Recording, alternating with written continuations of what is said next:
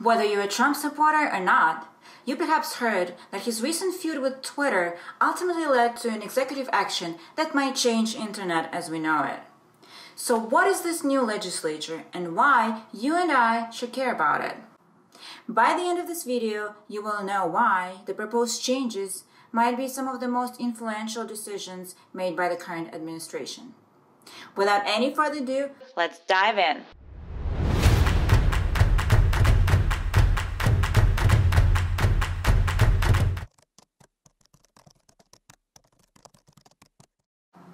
To discuss this today, we have Eric Peterson, the Director of Public Policy at the Pelican Institute for Public Policy, a nonprofit think tank in Louisiana.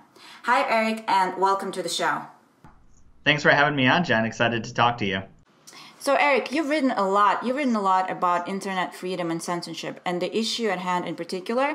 So, in a few words, what is Section 230, and how is it going to change the internet?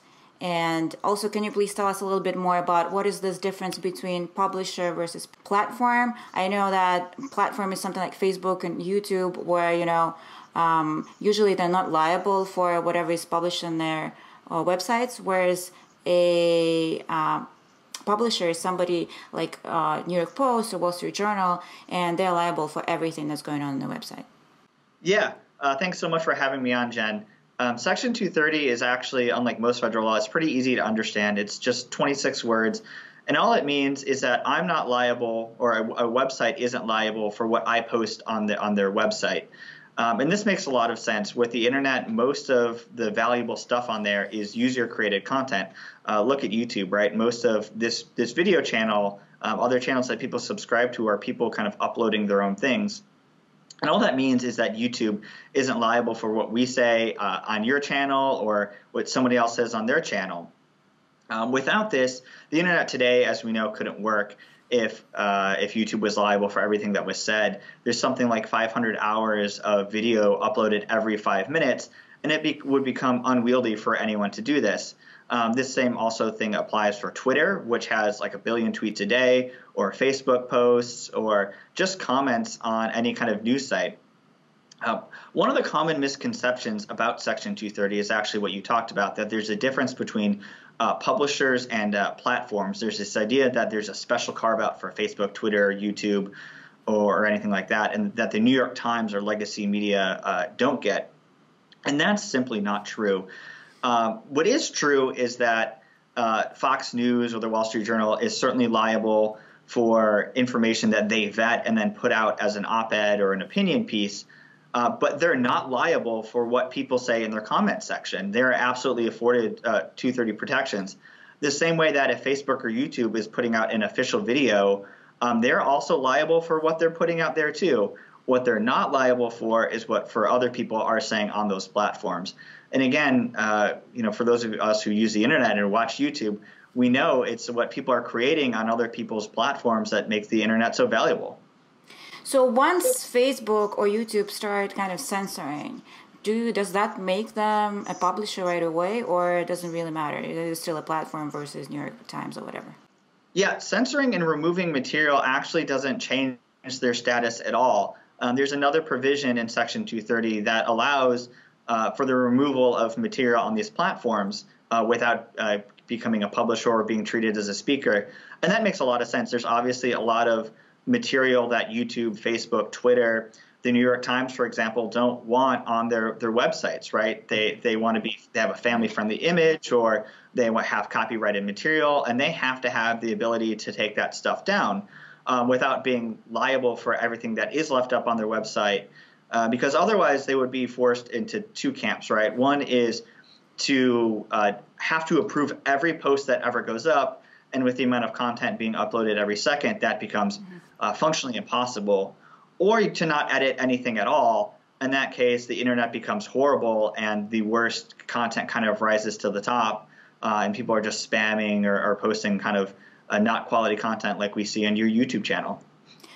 What frustrates me and kind of excites me and makes me question everything is that the right and the left actually have consensus about this issue, because what the right is worried about censoring of the conservative voice on YouTube and, demonetizing that famous right-wing YouTuber that you talked about in one of your pieces, I believe. And then on the left, though, they're worried about all the hate speech. And, there was some traction of people being radicalized online and then committing hate crimes and things like that. So there is validity to both sides. So what is your opinion about that? Like, there's merit to what they're saying, though. I would say, obviously, there's merit to being conserved, that conservatives are being silenced or they're being treated unfairly by these platforms. And also some folks worried about some of the things that are said on these platforms. But going after Section 230 is kind of wrong-headed. What both sides are doing are trying to use this as a threat to take away from internet companies, because it would destroy their business model, to get them to do their political preferences. And for the right, that's not censoring certain voices or fact-checking certain voices or maybe even promoting certain voices more. And for the left, that's taking down more content. And you can see while the right and the left both view 230 as the way to get what they want, they actually want different things, right? A lot of folks on the left want more right stuff taken down, and some folks on the right want their stuff promoted more. Section 230 essentially allows companies to make up their own decision on what kind of content they allow on their platform. And for those of us who believe in a free and open internet, what we believe is that consumers are actually have the best ability to make these sorts of choices. If you're afraid that YouTube or Twitter is censoring conservative voices, then go off of those websites. You can start an alternative, right? People say, oh, they're a monopoly, nobody can do that. But you and I are both old enough to remember what MySpace was. TikTok, which doesn't have a lot of political content and has a few other issues, has certainly been growing in popularity. So this idea that these companies are cemented in forever, I don't think is true. I would say, just as far as the left, right, if they're afraid that they're allowing too much content, the same thing, right? They're obviously free to lobby these companies to take more down, but there can be websites that filter more material than is currently being filtered on Facebook or Twitter, and they're welcome to go start them up, and they'll be afforded the same protections that the current companies are. So all of this conversation, and I definitely thank you for explaining this. This makes sense totally. But all of this conversation might seem distant to a person who might not have a website, their business is not really online or anything like that. Could you please unpack a little bit more? What's the overall economic impact of that? Would that really matter to an average Joe? Yeah, I mean, for the average person who's just going online, think about your favorite YouTube channels. Obviously this one, watching somebody on a Twitch stream, connecting with your friends and family on Facebook. Even stuff like Amazon, right, is protected by Section 230. I often, when I buy something, right, I go and read the reviews and see what the ratings are, what people have to say about it. If you got rid of Section 230, there might be a lot fewer reviews, and they would certainly be less valuable, as Amazon would have to take away more kind of critical reviews for fear of getting in trouble. So for an average person, if you've found information on the internet from somebody else that you found to be valuable in your life, taking away Section 230 has the potential to remove all of that information that we really go to the internet for.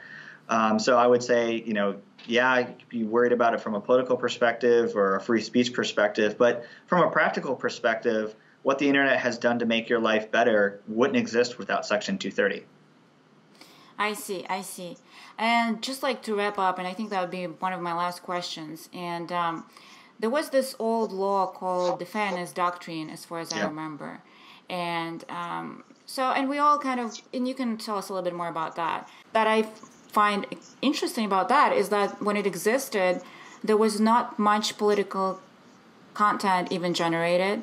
But then once it stopped, during the Reagan administration, what happened was there was a lot of media, and there's a lot of media polarization, because now, if during the Fairness Doctrine you had to give equal amount of liberal and conservative voice, now you don't have to, and so that I believe it could contribute to polarization of the media, to having MSNBC on one side and Fox News on the other side.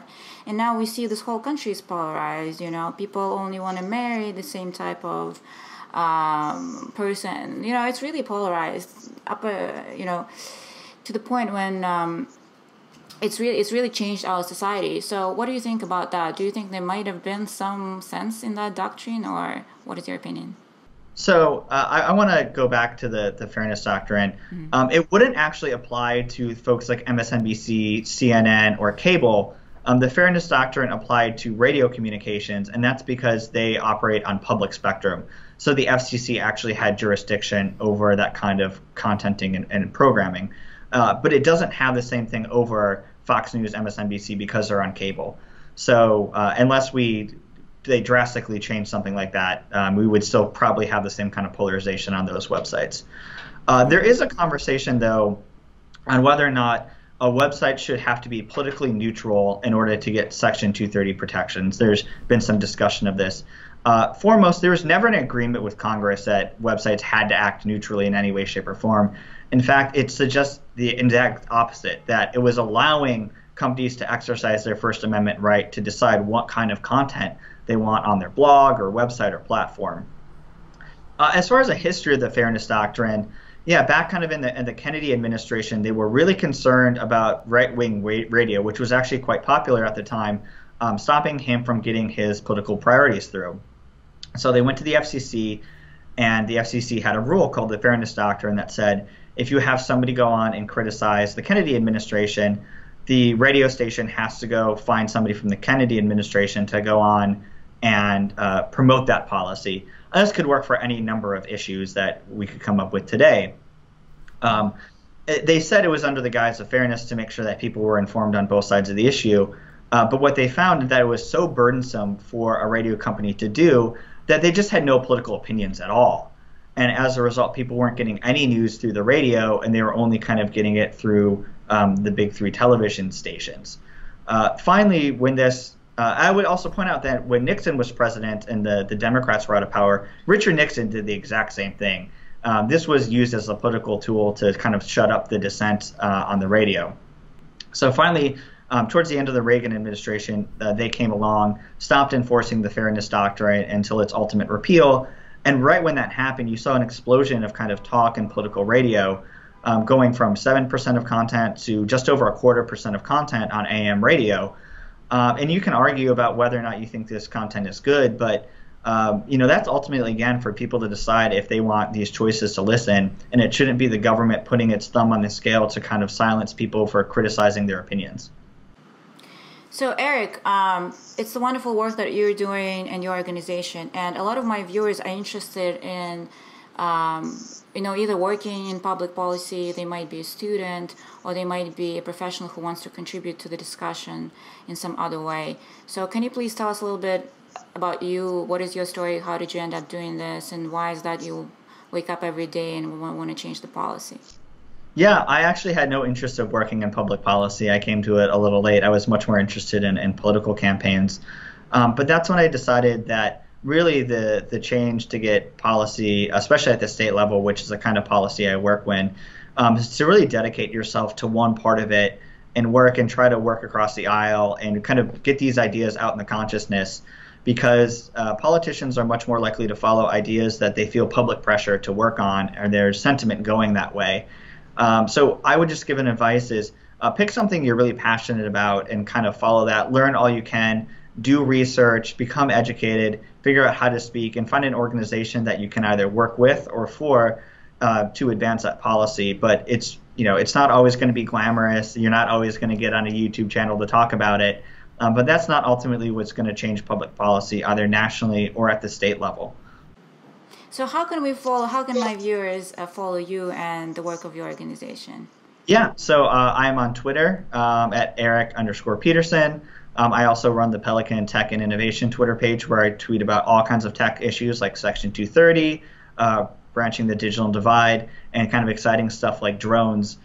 So definitely check us out there. We've just released an exciting new video about rural broadband and online learning, which I think is really interesting at a time when a lot of us are kind of at home or students are learning online.